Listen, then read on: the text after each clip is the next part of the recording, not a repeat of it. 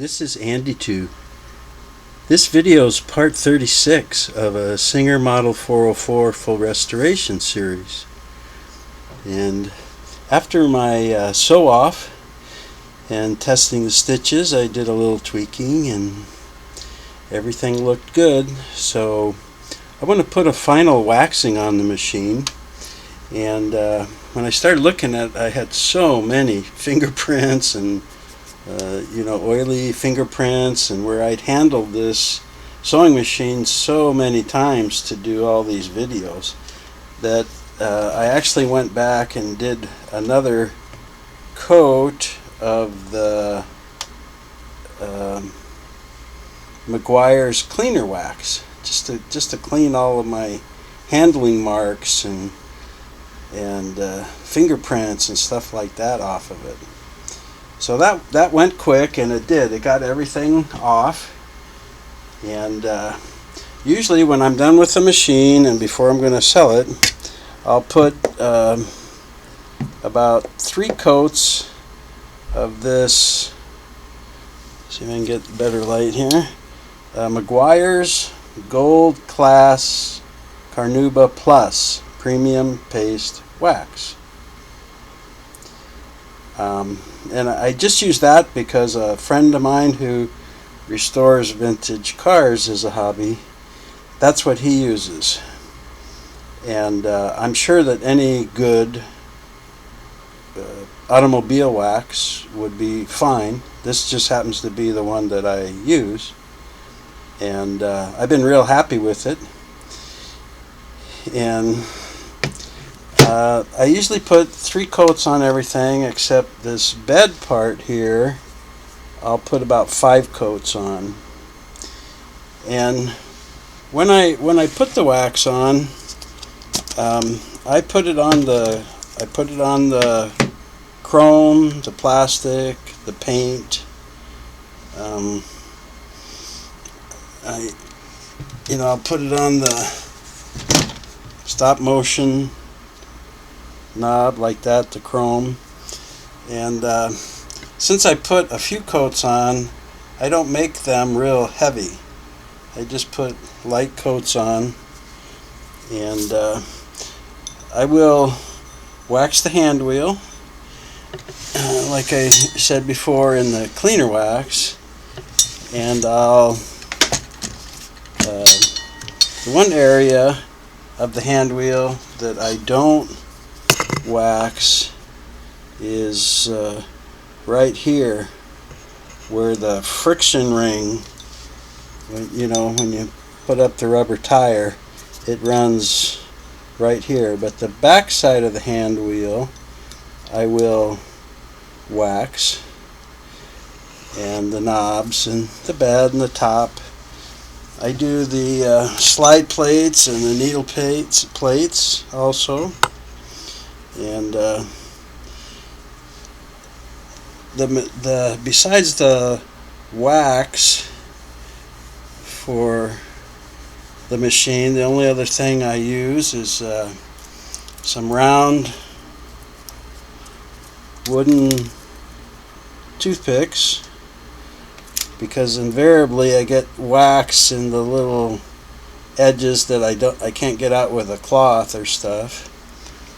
I will use a clean, non-oily interdental,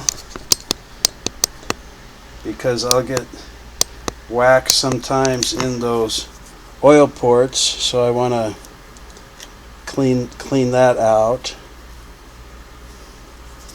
And I also use one of my old toothbrushes because I can brush out wax that gets in the screw holes and bigger crevices and stuff like that. But I'm sure y'all know how to put wax on. Here's the face plate, or the nose plate. And like I said, I put lighter coats And I don't know, 3 may sound like a lot, but it's really easy to do. I usually just have the TV or the radio on or something, and I'll go put a light coat on everything and let it haze up and dry a few minutes, and then I'll go back and take it off. So, and I also, here's the foot controller that I restored. I took it all apart, tested the cords, and cleaned it, cleaned the carbons in there, and polished all the metal and adjusted it, because it would go about 2/3 of the way down before I started getting power on the machine, and then I just had a very small movement, you know, till it was going too fast. And that's very common with these old carbons type foot pedals. Some of my customers that have bought these vintage machines have bought a new electronic foot pedal and asked me just to rewire the cords, because they want a little bit better control. But some people, you know, they use it in a cabinet with the knee controller, and these button ones are fine, especially if they're cleaned up and adjusted. But you can, I don't know if you can see the haze on there. After it dries, I like to use this inexpensive cheesecloth to get my wax off of there, and then I'll use a cotton or microfiber towel to buff it up, and they look real good when they're finished, and the paint looks good.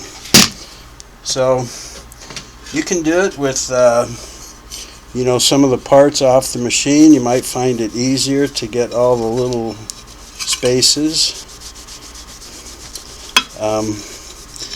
When I do my wife's machines, you know, just the maintenance, I usually take some of the lid and the face and the bottom plate and stuff like that off, you know, and so I'll use the cleaner wax usually for them, and then maybe one coat of but the wax is good. It helps protect the finish, and it helps it from the paint oxidizing, you know, and they really look great when you polish them up.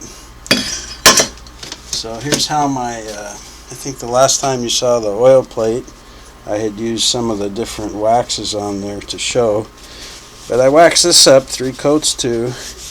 And I just put a little on here to demonstrate, you know, just take it off with the cheesecloth and buff it up with a good soft towel.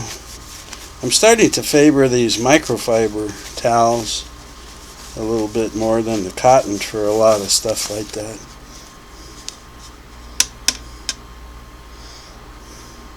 So,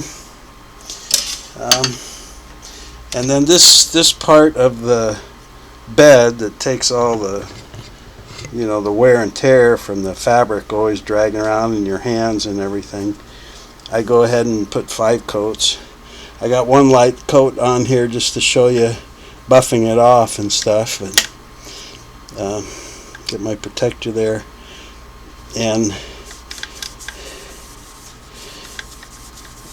it absolutely is fine to put wax on your slide plate and your needle plate.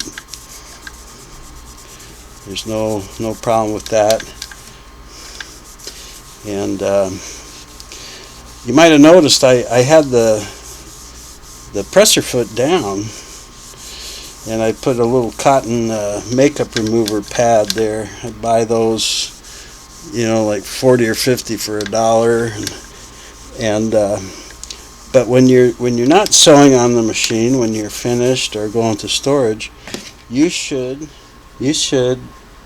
put something between the presser foot and the feed dog, if you have a presser foot in there, and you should keep it down, because remember, when you have the presser foot bar up, you're releasing tension on the thread assembly by the releasing pin pushing against that beehive spring and compressing it. and you're compressing the spring that's in the pressure bar that keeps pressure there. So all you're doing is putting these springs under tension and just leaving it there, and that's not good for either spring. So when you're done for the day, or you're going to store it, or just when you're basically not sewing, just keep it down. I don't mean in the middle of a project, but at the end of your sewing time, and definitely if you're not going to be using the machine for days or weeks or months. So that's what that is for. And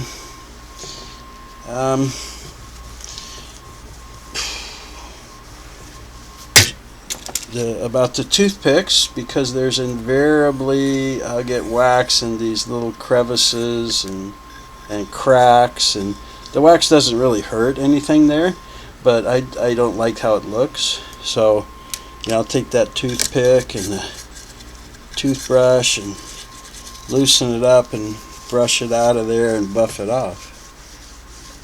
And the same thing with that interdental, to go into the oil ports, places like that where you're bound to get a little bit of wax in there, so you might as well clean it out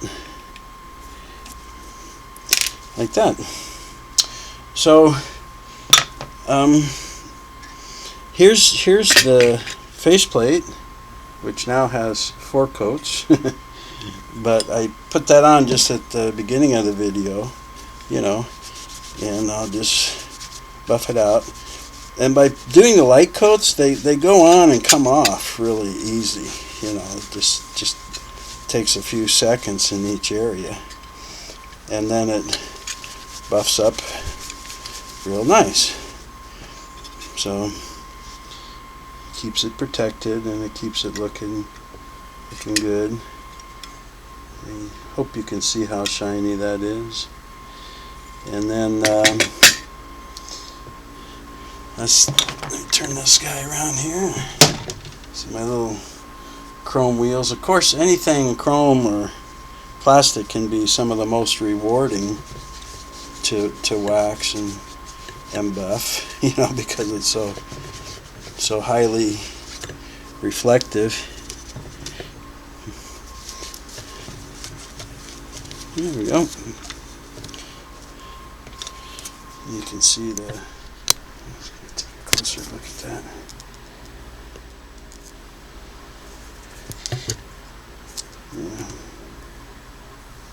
Yeah. Okay, so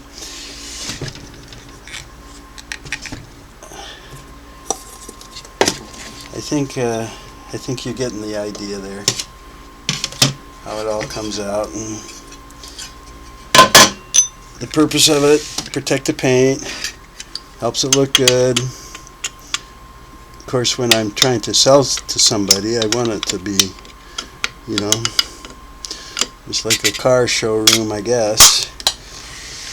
But on this elbow, light beige, oyster white, the contrasting colors. What did Sharon Bennett call it? Palomino. That really looks good waxed up too. So then once I'm all done, I'll finally put that friction ring, or rubber tire, on for good. Just push it on there with my thumb and whoop. Okay, so you're getting the idea, right? Look how pretty that is. I usually do a slideshow when I'm done, and that'll probably be the next video, is just a slideshow of all the pictures of it being restored. But during the somewhere during the restoration process, I kind of get a feeling for a name for the machine, and I've named every machine I've ever done, and it's just my name for it, But I do have a name for this guy, and that'll be I'll put that in the slideshow of all the pictures, and they'll come out better how good it looks. But that's the final waxing and shine. Three coats everywhere except the bed. I do 5. Thanks for tuning in. We'll see you for that slideshow. Take care.